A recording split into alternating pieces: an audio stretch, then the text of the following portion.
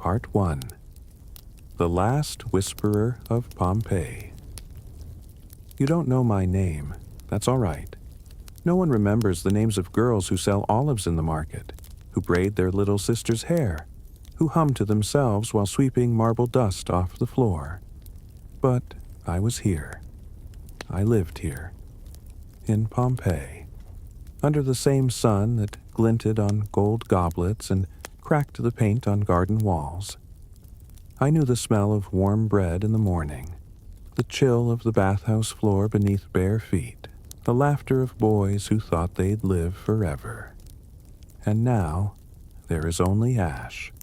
Ash in the streets, ash in our mouths, ash where once we danced. They say we were buried in an instant, but before the end, before the fire came down like rain, we heard it coming. And I remember it all. Double asterisk. Part 2. The last ordinary morning. The morning smelled of bread and sunlight. The baker on Via dell'Abbondanza was up before dawn. He always was. The crusts were golden by the time the streets filled with sandals and chatter. A little girl chased pigeons past the fountain. A mother braided her daughter's hair with a ribbon dyed in Tyrian purple. The dye cost more than the bread, but today was special, her daughter's name day. The city stretched and blinked in the light. Mosaic floors caught the sun like pools of still water. Painted walls shimmered with gods and flowers. Someone argued over wine.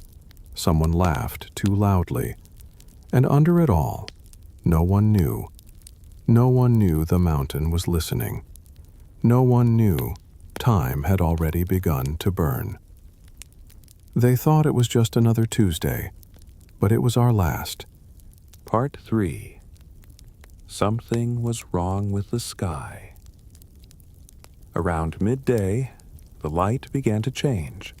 Not suddenly, not with thunder or lightning, just subtly, quietly, as if someone had draped a gray veil over the sun. Shadows grew longer, but there were no clouds. The birds, they stopped singing. The goats bleated and pulled against their ropes. The dogs ran, barking at nothing. Even the children stopped playing. They looked up, eyes squinting, fingers pointing. The sky was the color of ash, not storm gray, not dusk. Ash. Still, no one screamed. No one ran. We thought maybe a summer storm was coming. Maybe it would rain. Pause. But the mountain does not lie. Part 4. Memories and the fear of being buried. Before the sky turned black, before the fire began to fall, I had a moment, just a moment, to remember. I thought of my father's hands, rough from hauling amphorae, but gentle when he touched my hair. I thought of the fig tree in our courtyard, the way it bloomed late, like me. I remembered the first time I swam in the sea, when I was 6, how I thought it would swallow me whole, and how I laughed when it didn't.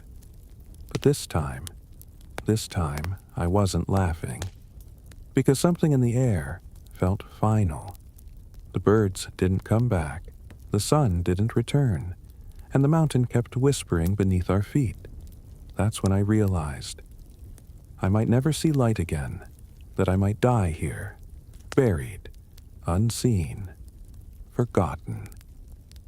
And I was only 16. Part 5. The mountain roared. It didn't scream. It growled. Low, deep, endless. At first, we thought it was thunder, somewhere beyond the hills. But the sky was empty, and the sound came from beneath us. The earth shook, not once, but again and again, like something alive was waking up. Then we saw it. A pillar, black, towering, rising straight into the heavens. Not smoke, not cloud. Something heavier. It looked like the gods had set fire to the sky. Ash began to fall. soft at first, like snow, then hot, then fast, like the sky itself was crumbling.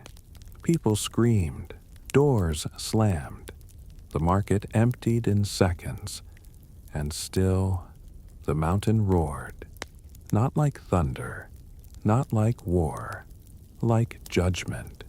Part 6. Panic and No Way Out. Run. That's all anyone said. That's all anyone did. Run and pray the mountain didn't see you. People pushed past each other. Fathers lifted children onto their shoulders. Mothers screamed names into the smoke. Vendors abandoned their carts, still full of olives and wine. I looked for my mother, her shawl, bright red. I thought I saw it, but the ash made everything the same color. I called her name. Once, twice, 10 times. No answer. Only footsteps. Only screams. Only fire. A man fell beside me, his leg crushed by stone. I wanted to help. I tried. But the crowd, it pulled me away. I wasn't running anymore. I was being carried by panic, by fear, by strangers too afraid to be kind.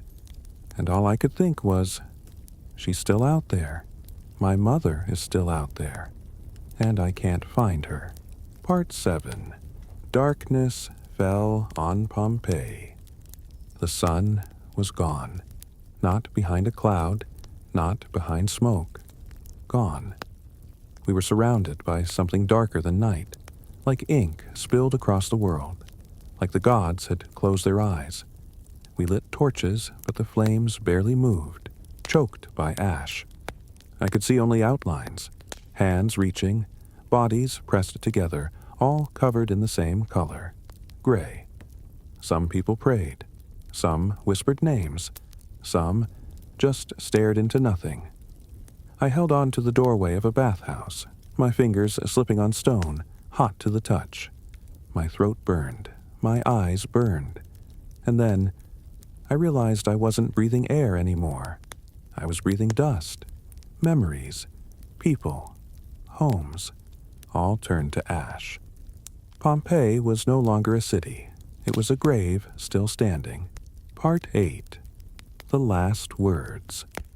I found shelter in the bathhouse, alone, silent, everything muffled, as if the world had fallen under water. I couldn't scream anymore, not because I was brave, but because no one would hear. So I wrote. There was a shard of charcoal.